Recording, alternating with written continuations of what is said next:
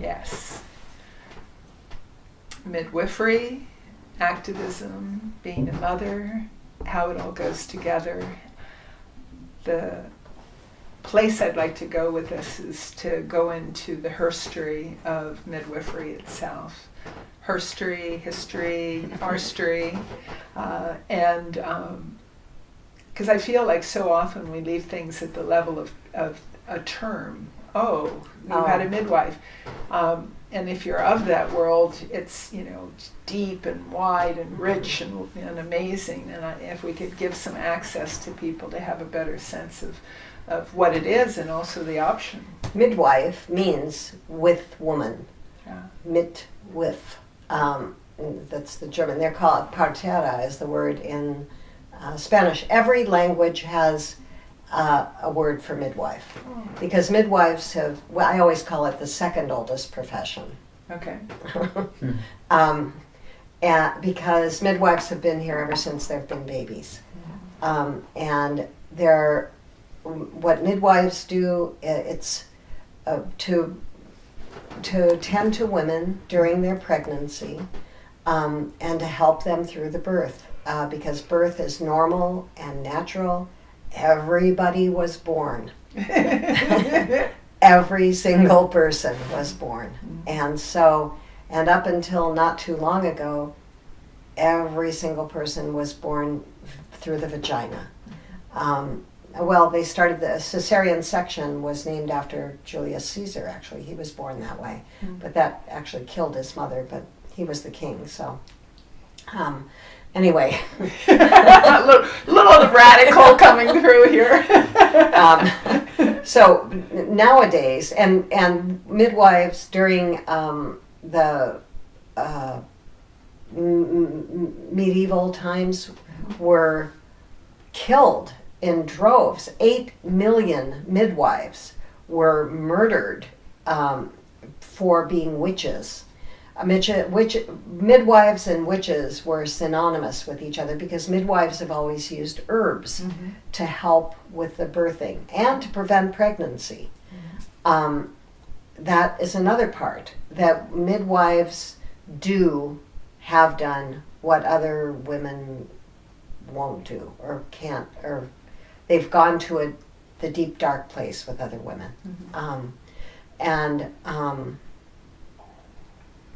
So there are, it was only during this century, or the 20th century it started, when doctors took over delivering babies. Before that, my eldest sister was born with a midwife, and my eldest brother was born with a midwife, both at home. But it was right around the beginning, or like the 1920s or so, that birth started being done in the hospital. Actually, I just read an article today. It's an editorial in the February issue of Scientific American saying, if you want to have a safe birth, go to a midwife. Oh. Wow. How about that?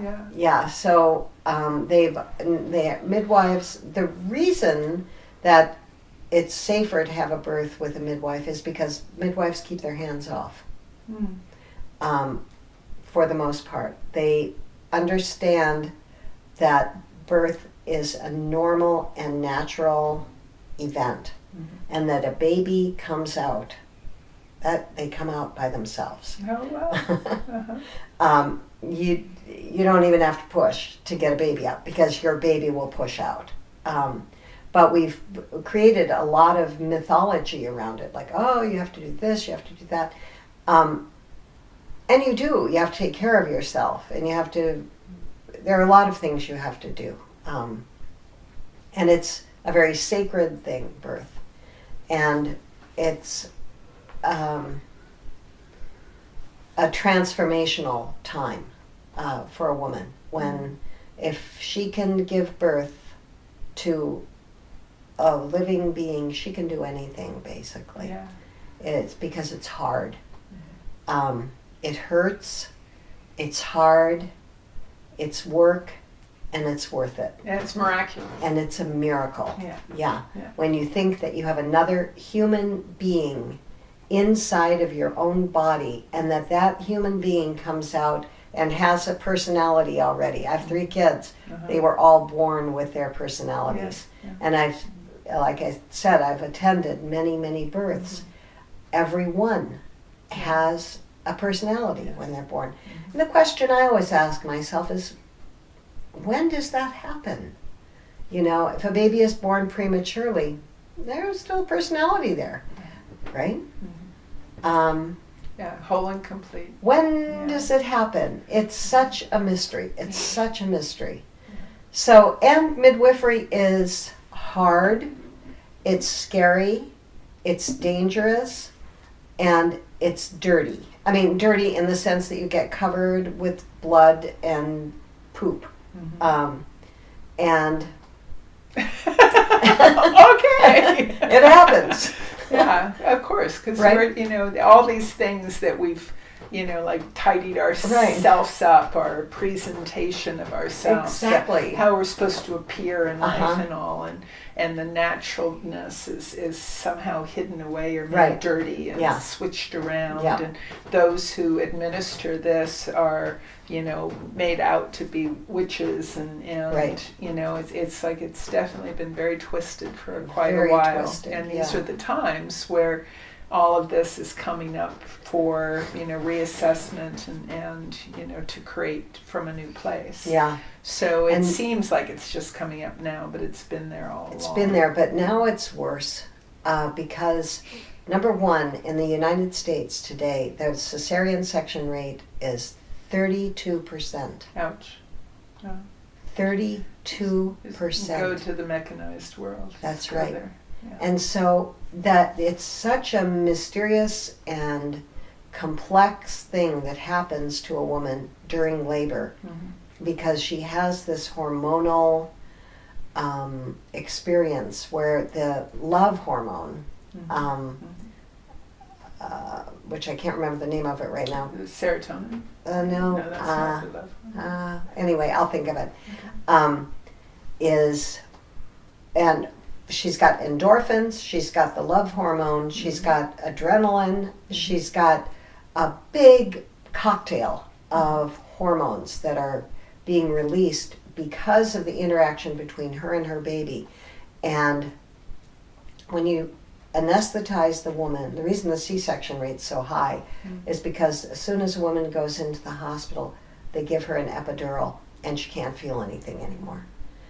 And so that hormonal flush doesn't happen.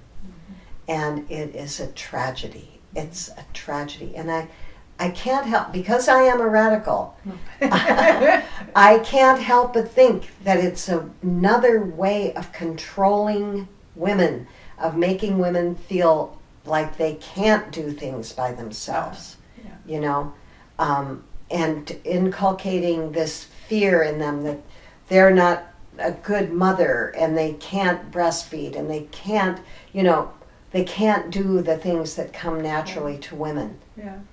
It's curious. I have a slightly different perspective. You and I know this, that we come at things from a slightly different place, though we're in a lot of agreement. You know, I feel like people are unconscious about a lot of stuff, and so they end up having agendas, but it's not like it's a volitional agenda as much as I think people give it credence and make it out like they're out there divisively trying to whatever, put people down. I feel like it's that we come up inside of these like mega thoughts, and these thoughts are, You know, I think you're right. you know, Yeah, but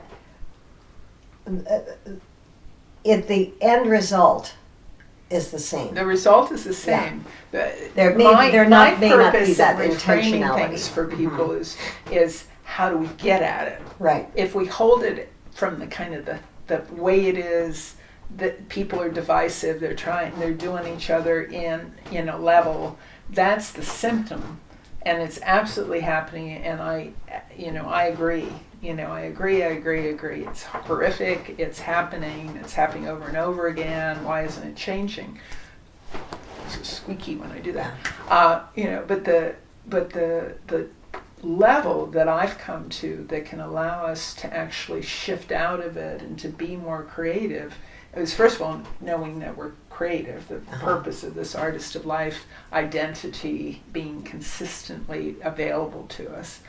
And then it's like, well, what allows it to keep going? Is it just because there's power mongering? Well, the power mongering isn't people. The power mongering is thought. It's how we perceive things. It's whether we're coming from a fear base. Are we seeing separation? Are people just used to going about things a certain way and have been for a long time? We've been inside of this dominator culture, exalting like certain ways of going about things, which we associate with the masculine, and marginalizing other ways of going about, which we associate with being women and the feminine, what have you. So that's all absolutely true, but where do you get at it? How do you get at it? Well, everyone is at a deficit from the imbalanced masculine to the feminine. Right. Men are too. Right. It's like a feeling man in today's society. Oh my gosh, where do you take that? So I feel like, whoa, we've really got to get that. We've got to take it on, and the way to take it on is by becoming more conscious of the dynamics that are at play. And what you just said is something I hadn't gotten at myself before, which is, we're cutting the mother off from her feeling nature at the time that it's most vital to be there. Yes. That's a horror story. That's a horror story. Yeah. And it has to be remedied. Yes.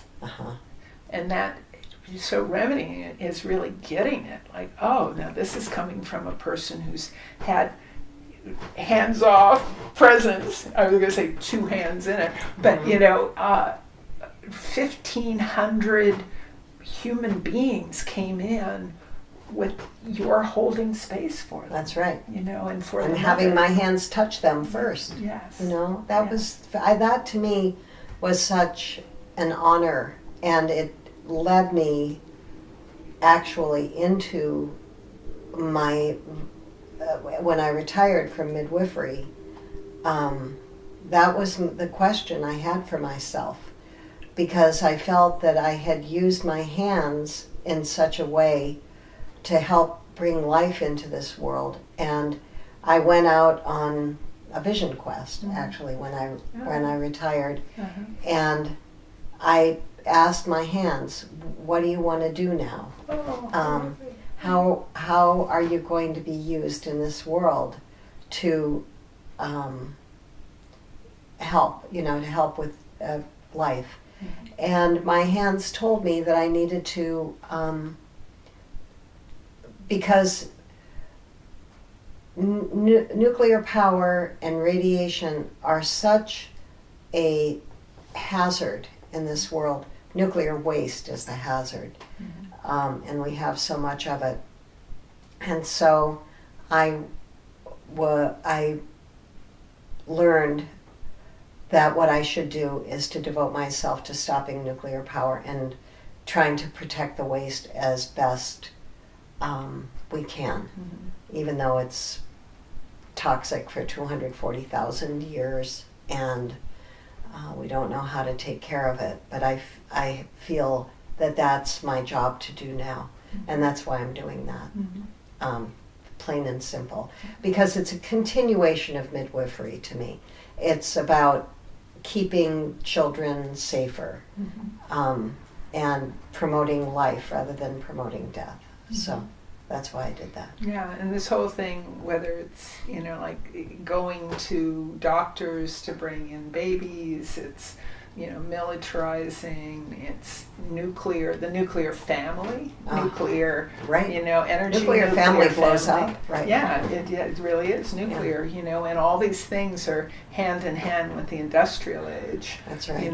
Which is a very short time band in the entire,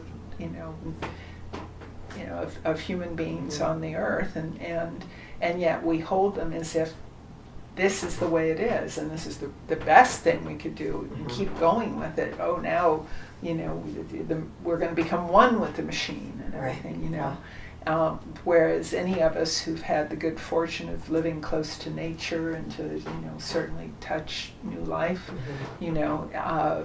are very clear, and it's easy to be clear, that nature's the best teacher. Nature's way is well installed and absolutely elegant. And when we live true to our nature, in tune with nature, those guiding principles will take us to the right choices. That's right. When I first met you, there was a proposition, yes on G. Right.